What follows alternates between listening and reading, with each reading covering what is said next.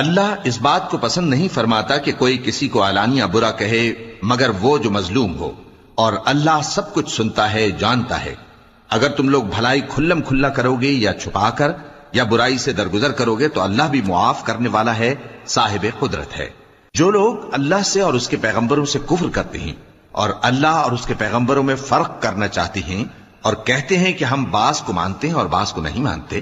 اور ایمان اور کفر کے بیچ میں ایک راہ نکالنی چاہتے ہیں، وہ یقیناً کافر ہیں، اور کافروں کے لیے ہم نے ذلت کا عذاب تیار کر رکھا ہے۔ اور جو لوگ اللہ اور اس کے پیغمبروں پر ایمان لائے اور ان میں سے کسی میں فرق نہ کیا، یعنی سب کو مانا، ایسے لوگوں کو وہ ان قریب ان کی نیکیوں کے صلے عطا فرمائے گا، اور اللہ بخشنے والا ہے، بڑا مہربان ہے۔ اے پیغمبر، اہل کتاب تم سے درخواست کرتے ہیں کہ تم ان پر ایک لکھی ہوئی کتاب آسمان سے اتار لاؤ، تو یہ موسیٰ سے تو اس سے بھی بڑی بڑی درخواست